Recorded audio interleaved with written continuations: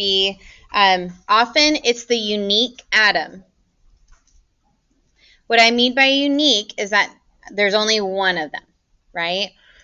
So when we're looking at H2O, let's talk about water, right?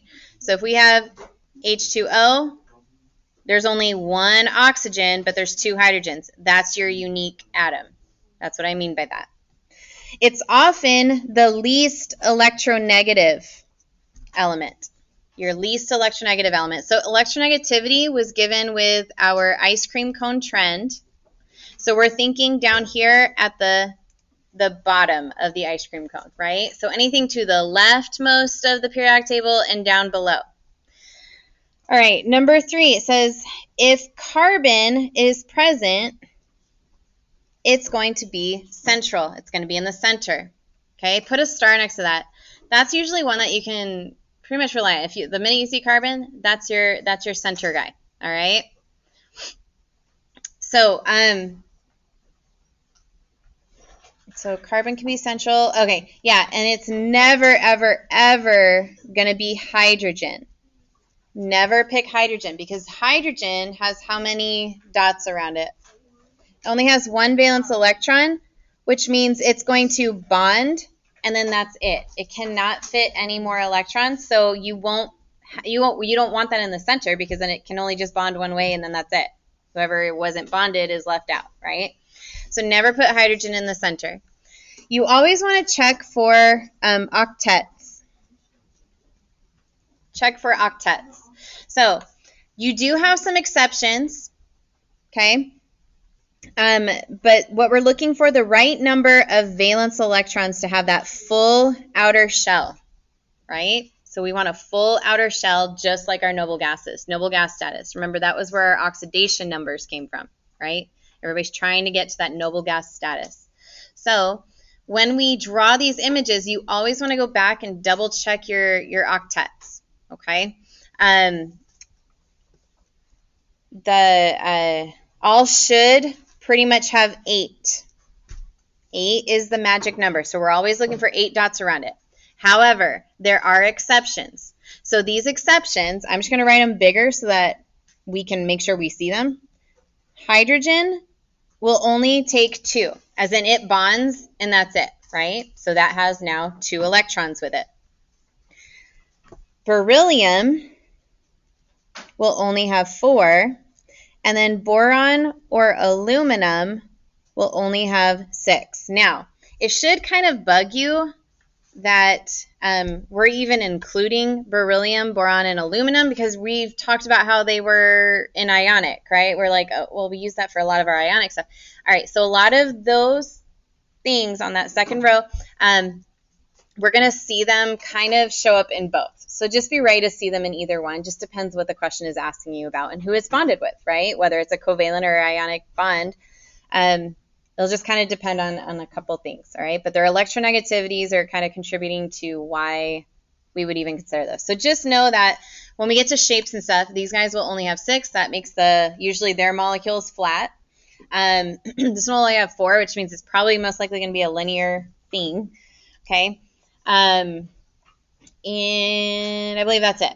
All right, so in this example, we have NH3. NH3. Who is going to be the center? Nitrogen or hydrogen? Who is your central atom? So look through these little things. So we say often the unique one, often the least electronegative one. If carbon is present, that'll be it. It's never going to be hydrogen. So who is that going to be then between nitrogen and hydrogen? Nitrogen, exactly. Okay, it's going to be central because A, it's unique, and B, no hydrogen allowed, right? So because of those 2 rules, that's why we were able to determine nitrogen. Okay? All right, so these steps for drawing molecular compounds, I'm not going to make it super necessary to run through these steps every single time. I want us to really master just putting these together, and then eventually we'll probably come back to the available number. So all I want you to do on your notes is just circle step number 3, because that's going to be an important value to you. Check at the end. So I want you to check your available number at the end with your picture to make sure you have accounted for all of the electrons that were coming into this bonded compound, okay, or bonded molecule. All right, your available is based off of your valence electrons. So for example, if we were to draw NH3, okay, so go ahead and put NH3 right here. Actually, I'm going to put each individual. So I'm going to put N, H, H, H, right? 3 hydrogens, 1 nitrogen. All right, if we were to figure out their available, we're talking about valence electrons. How many valence electrons does nitrogen have? 4. Not 4? 5. There you go. 5. How many valence electrons does hydrogen have? 1. Only 1. So we're going to have 5 plus 1 plus 1 plus 1. If we were to add those together, we would have 5 plus 3, which means 8. So that would tell me I need to only have 8 electrons total in my picture. Now remember, these electrons can be represented with the lines if they're bonded, 2 per line, right? Or the little dots. So when you go to draw this, the approach that you're going to take is you want to pick your central atom. That one is still staying the same. So between these, you guys told me nitrogen. So I'm going to go ahead and draw nitrogen. I'm going to draw the Lewis dot diagram.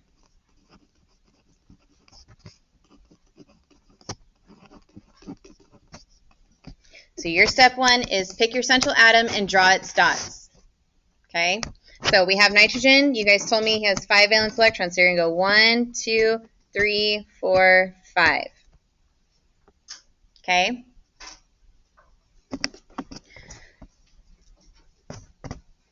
Then what I want you guys to do is I want you to be ready to look at what the other ones are. So these other ones, the hydrogens, are each going to have 1. So I would just draw at least one example of one, right? So I'm going to go ahead and put the single dot over here because I know that I'm going to be connecting things. Okay? So I'm going to have one line connecting that one. And you kind of see what it's going to end up looking like, right? So singles go next to singles. So you're going to put the next hydrogen and the next hydrogen. Why did I not put one up here? Because there's already a lone pair there. That means there's no bonding that's going to happen on that side. Okay? So once you have connected your single dots, okay, then you're going to double check their octets. Okay? And you're going to double check that you have 8 total. So let's go ahead and start with the 8 total one. Okay, this line has 1, 2, 3, 4, 5, 6, and then 2 little ones, 7, 8. We have our 8, so we were good there. Double check octets just to make sure everybody's fine. How many are around nitrogen when I cover up the hydrogens like that? 8. There's 8. Exactly. There's 3 lines. Each of them have 2 electrons, and then there's 2 on top. This hydrogen, how many does it have attached to it? Has 2. Did that meet the necessity? Did that meet what it needed? It needed only 2, right? And this one, same thing, and this one, same thing. Everybody is good. That's your Lewis structure. Now, I did want to make a point because sometimes, and it's not everybody, but sometimes people get a little overwhelmed because you're like, well, how do I know where to put the single dots? And it kind of gets a little weird. So just know the other way to approach this is draw their little Lewis structures first, right? So you know that you're going to have one of these, another one of these, and another one of these, right? So I drew 1 nitrogen, 3 hydrogens all ready to go. Then go in your brain and you say, okay, now I'm just going to connect dots. Don't do anything if they're already paired. If they're not paired, connect it, and connect it. When you form it that way, you'll know how to kind of structure them so then they'll be pretty like we did right here. Okay? So you can always start with this. And I recommend if this was a little to you, especially when we start putting the dots on there, start it with this, And I'll probably do the next example this way so that you guys can see it worked out that way. And then fix your picture, okay? All right, so let's look at this example. We have CH3I. Okay, so we have a carbon, we have a hydrogen, we have an iodine. Who is our center? So go back through your rules. It's often the unique one. You can't pick one of that because there's one carbon, there's one iodine, so you can't do that one. It's the least electronegative. Again, they're like on different rows or on different groups. Don't do that one. If carbon is present, it will be central. Is there a carbon? Yes. So that's your central atom. So go ahead and draw carbon. How many valence electrons is carbon going to have? 4. Exactly. So I'm going to go ahead and just put this back out there. We know carbon will have 4. Hydrogen has 1, 1, 1. And iodine has how many? 7. Yep. So just so you know, that's going to be the total number that we're going to come back to at the very end. Okay, so 4 plus 3 is 7 plus 7, so 14. So that's our magic number. All right, so anyway, 4 dots around my carbon. Okay, you have 4 other things that have to go around it.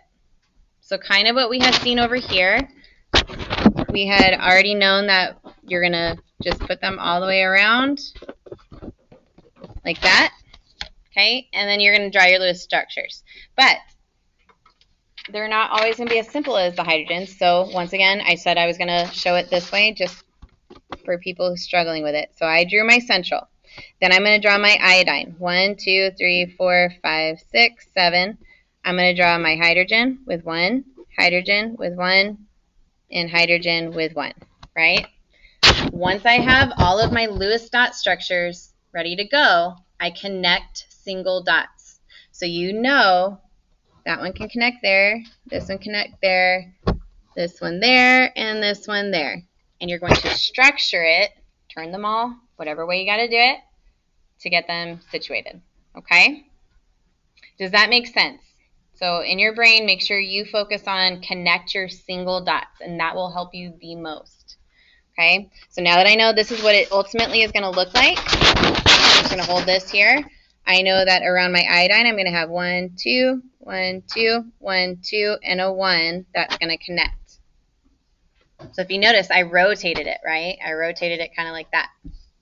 This hydrogen has only 1 dot. Connect those 2. This one has 1 dot. Connect them. 1 dot. Connect them. And there's your little structure. Okay? All right, the last example, we have C2H4. So out of carbon and hydrogen, which one is going to be your center?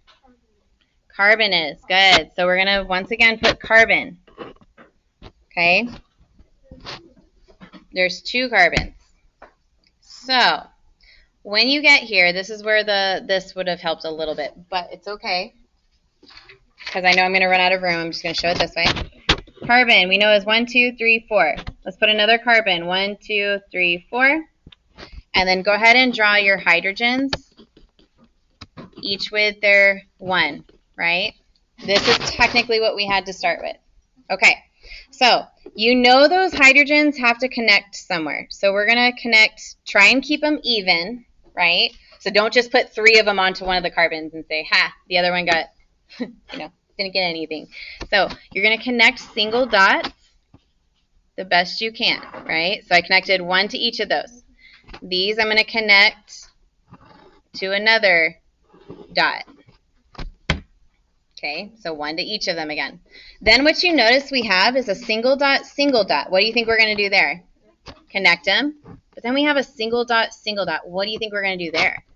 You're going to also connect them. So what you end up seeing is there's 2 connections between these. What is that? Which one of these was that?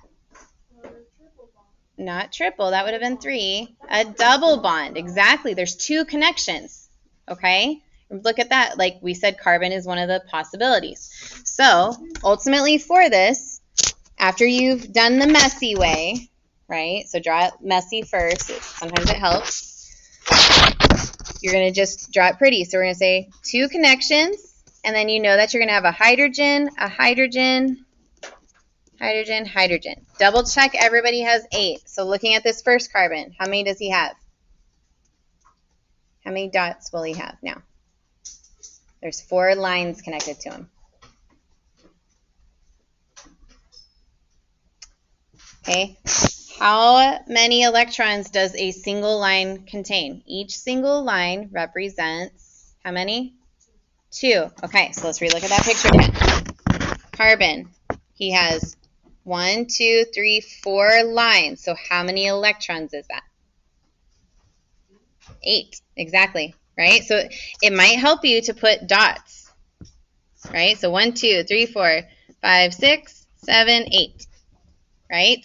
And then over here, we're going to look at this carbon. 1, 2, 3, 4, 5, 6, 7, 8. All of my hydrogens have their 2 that they need, and that's it. Everybody is full. We are good to go. Okay? Does that kind of make sense? And then you just want to, as long as everybody has a full pipette, we're in a good spot. Okay?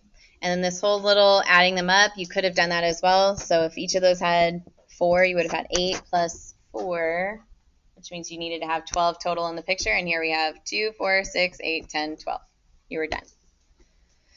So that is a Lewis structure. So go ahead and flip your page back over. Okay, so you're using those Lewis dot diagrams that we're kind of warming up with. If you run out of room on this page, feel free to use another sheet of paper, or if you want some scrap paper or a whiteboard to kind of practice it on and then draw it, that's fine as well.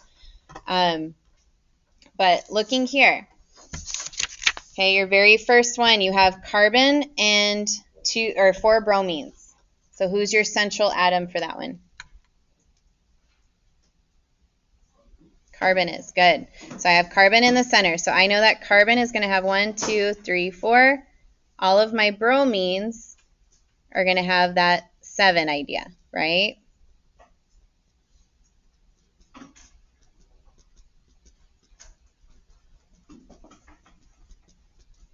And then we connect dots.